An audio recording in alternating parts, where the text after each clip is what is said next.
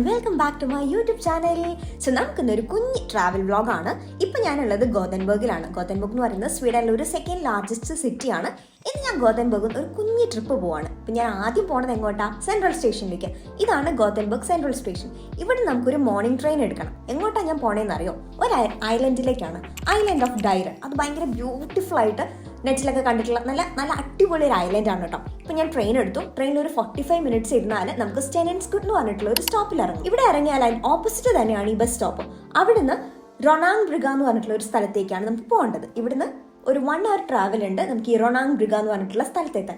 Travel ചെയ്യുമ്പം സിറ്റിയിൽ നിന്ന് മാറി ഒരു കൺട്രി സൈഡിലേക്കുള്ള ഒരു ട്രാൻസിഷൻ നമുക്ക് ശരിക്കും ആ ബസ്സിലിരിക്കുമ്പോൾ കാണായിരുന്നു. നല്ല അടിപൊളിയായിട്ടുള്ള നല്ല ക്യൂട്ട് വീടുകളൊക്കെ ഉള്ള നല്ല ബ്യൂട്ടിഫുൾ ആയിട്ടുള്ള ഒരു സ്ഥലത്തൂടെയാണ് നമ്മൾ ട്രാവൽ ചെയ്തുകൊണ്ടിരുന്നത്. അപ്പോൾ അതേ ഒരു 1 hour ബസ്സിലിരുന്നതിന് ശേഷം പോകുന്ന ഇന്നത്തെ ഒരു സ്ഥലത്ത് ഭയങ്കര തണുപ്പൊന്നുമില്ല, സഹിക്കബിൾ തണുപ്പുള്ളൂ.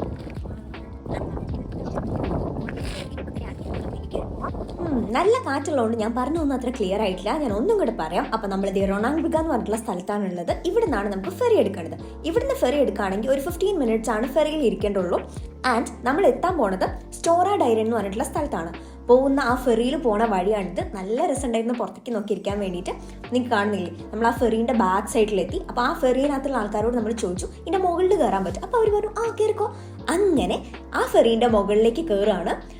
നല്ല രസമുണ്ടായിരുന്നു. ഞാൻ ആദ്യമായിട്ടാണ് ഒരു ഫെറീൻ്റെ ഒക്കെ മുകളിൽ പോയി കയറുന്നത്. ആൻഡ് അവിടുന്ന് കുറച്ച് ഫോട്ടോസൊക്കെ എടുത്തു. നല്ല സണ്ണിൻ്റെ റേസും എല്ലാം ഉള്ളതുകൊണ്ട് കുറേ നല്ല ഫോട്ടോസൊക്കെ കിട്ടി. ആൻഡ് നമ്മളിങ്ങനെ ആടുന്നുണ്ടായിരുന്നു, ഫുള്ളായിട്ട് ഇങ്ങനെ ആടുന്നുണ്ടായിരുന്നു. ഫെറീൻ്റെ ഒരു ആട്ടത്തിനനുസരിച്ച് ഞാനും അങ്ങോട്ടും ഇങ്ങോട്ടും ഒക്കെ ആടുന്നുണ്ടായിരുന്നു.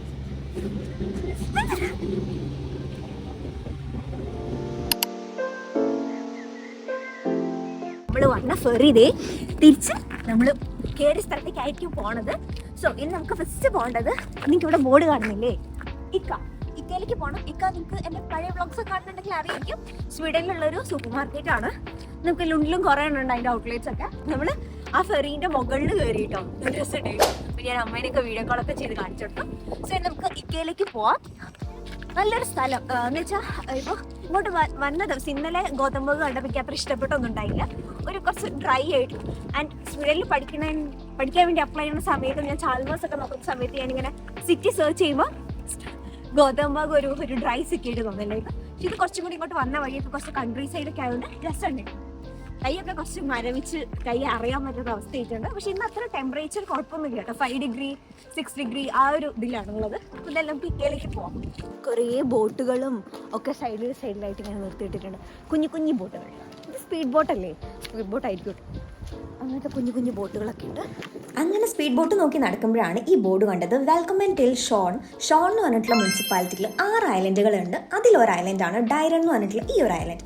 ആൻഡ് ഈ ഐലൻഡിൻ്റെ ഒരു പ്രത്യേകത എന്ന് പറഞ്ഞാൽ ഇതൊരു കാർ ഫ്രീ ഐലൻഡ് കൂടിയാണ്.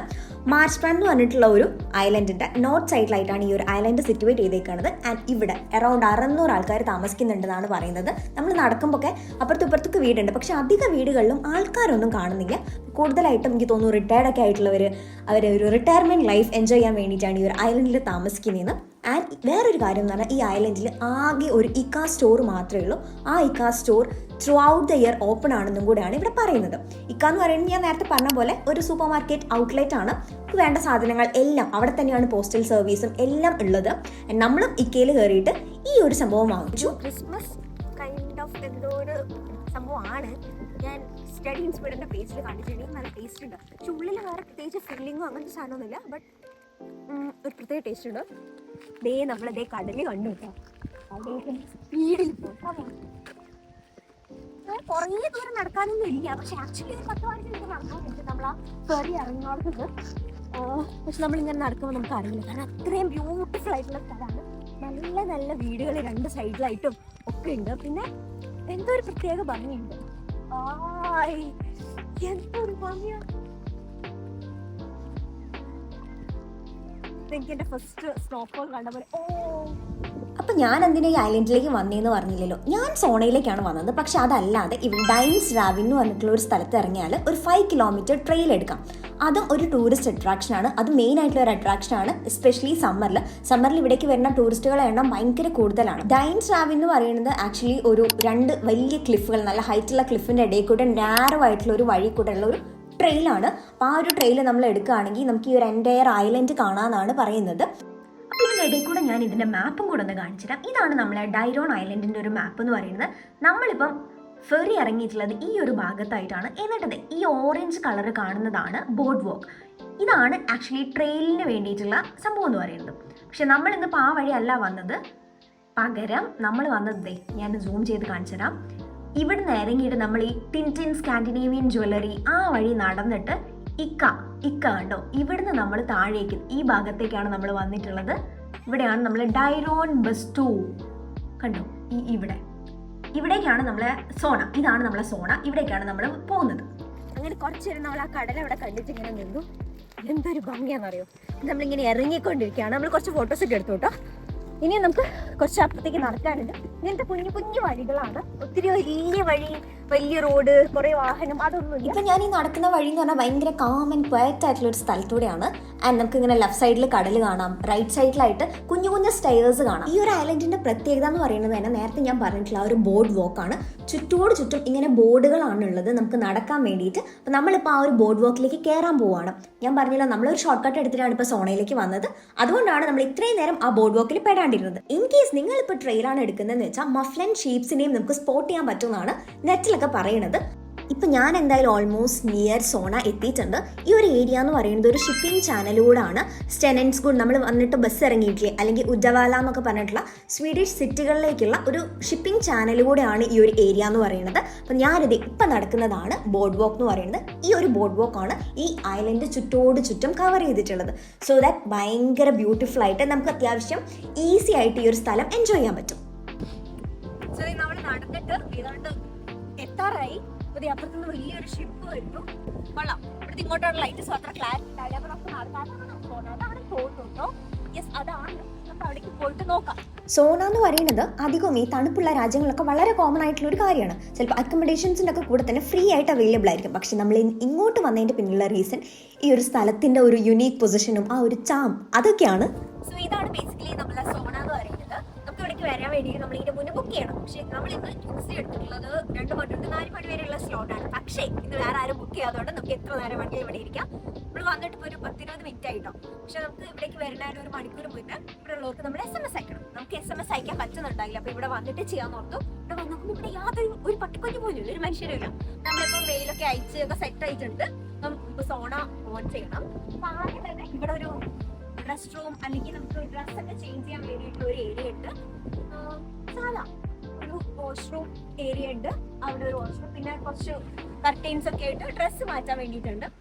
പിന്നെയാണ് നമ്മളെ സോണ ഉള്ളത്. പിന്നെ ഇതുപോലെ കുഞ്ഞു കുഞ്ഞ് സ്റ്റെപ്സ് താഴേക്ക് ഉണ്ട് കേട്ടോ. അപ്പൊ നമുക്ക് അവിടെ നിന്നാണെങ്കിലും നമുക്ക് താഴേക്ക് ഇറങ്ങാം. ഇതെങ്ങനെയാന്ന് വെച്ചാൽ ആദ്യം തന്നെ നമ്മളൊരു കോൾഡ് ഷവർ എടുത്തതിന് ശേഷം സോണയിൽ പോയിരിക്കണം. അതിനകത്ത് അതിൽ കൊണ്ട് കാണിച്ചുതരാം.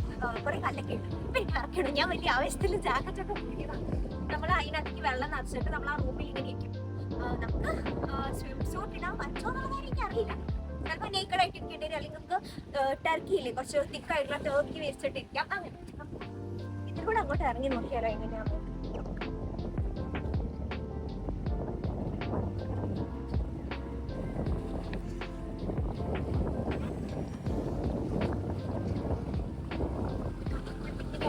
അവിടെ കുളിക്കാൻ പറ്റുമെന്ന് എനിക്ക് അറിയില്ല. പറ്റേണ്ടതാണ്. നല്ല തണുപ്പുണ്ട്. പക്ഷെ നല്ല ബ്യൂട്ടിഫുൾ ആയിട്ടുള്ള സ്ഥലമാണ്. അപ്പോൾ നമുക്ക് ഇതിന്റെ ഉള്ളിലേക്ക് കയറാം. ഫസ്റ്റ് തന്നെ ഇവിടെ ഇങ്ങനെ ഒരു റൂം ഉണ്ട്. കുറച്ച് ഇരിക്കാനുള്ള സ്ഥലവും പിന്നെ ഇവിടെ ഒരു മിനി കിച്ചൺ എന്ന് വേണമെങ്കിൽ പറയാം. അത്യാവശ്യം മൈക്രോവേവ് ഉണ്ട്, കുറച്ച് കട്ട്ലറീസ് അങ്ങനത്തെ സാധനങ്ങളൊക്കെ ഉണ്ട്. ഫ്രിഡ്ജൊക്കെ ഉണ്ട് കേട്ടോ. മിനി ഫ്രിഡ്ജൊക്കെ ഉണ്ട്. ഇങ്ങനത്തെ ഒരു സെറ്റ്. ഇതാണ് സോണ. ഹലോ, നമ്മളിത് ഇതിനകത്താണ് വെള്ളം ഒഴിച്ചിട്ട് ഇത് അടച്ചിട്ട് നമ്മൾ ഇവിടെ ഇരിക്കാം. ഇങ്ങനെയാണ് സോണ. ഞാൻ ആദ്യമായിട്ടാണ് കേട്ടോ വരുന്നത്. പക്ഷെ ലുണ്ടിലുണ്ട് കുറെ അക്കോമഡേഷന് കൂടെ തന്നെ ഉണ്ട്. ഇത് പിന്നെ ഒരു ഐലൻഡിലായതുകൊണ്ടാണ് നമ്മൾ കുറച്ചുകൂടെ എക്സൈറ്റഡ് ആയിട്ട് വന്നത്. നോക്കി നോക്കാം എങ്ങനെയാണ് ഇതിന്റെ മെക്കാനിസം ഒക്കെ. ഇതിന്റെ ഉള്ളിൽ എത്രത്തോളം വീഡിയോ എടുക്കാൻ പറ്റുമെന്ന് എനിക്കറിയില്ല. നമ്മൾ സോണ യൂസ് ചെയ്യുന്നതിന് മുന്നേ ഒരു കോൾഡ് ഷവർ എടുക്കണം. ആൻഡ് അത്യാവശ്യം നന്നായിട്ട് വെള്ളം കുടിക്കണം എന്നും കൂടിയാണ് അവർ സജസ്റ്റ് ചെയ്യുന്നത്.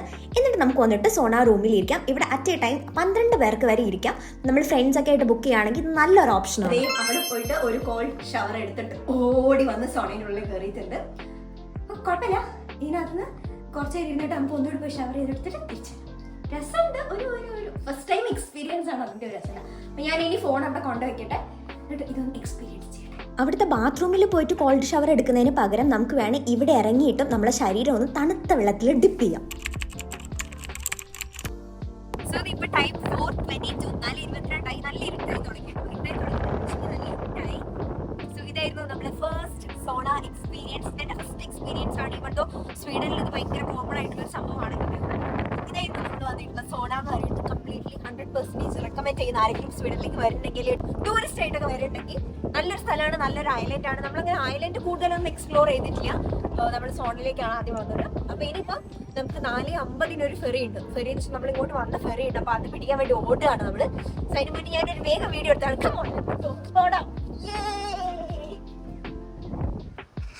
സ്ലിപ്പായി വീഴാൻ സാധ്യത ഉണ്ട്. പെട്ടെന്ന് നടക്കാട്ടെ. ഞാൻ ഫെറിയിൽ എത്തിയിട്ട് കാണിച്ചു തരാം.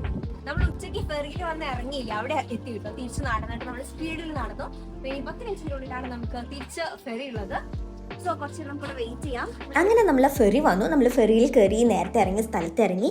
എന്നിട്ട് അവിടുന്ന് നമ്മൾ ബസ്സിൽ കയറി, പിന്നെ ട്രെയിനിൽ കയറി തിരിച്ച് ഗോതൻബർഗ് എത്തി. സോ ബേസിക്കലി അതാണ് നമ്മൾ ഇന്നത്തെ ഒരു കുഞ്ഞു വ്ളോഗ്. നിങ്ങൾക്ക് ഇഷ്ടമായെങ്കിൽ ലൈക്ക് ചെയ്യുക, ഷെയർ ചെയ്യുക, കമൻറ്റ് ഒക്കെ ചെയ്യുക. മറ്റൊരു വീഡിയോ വെച്ച് കാണാം. Till then bye.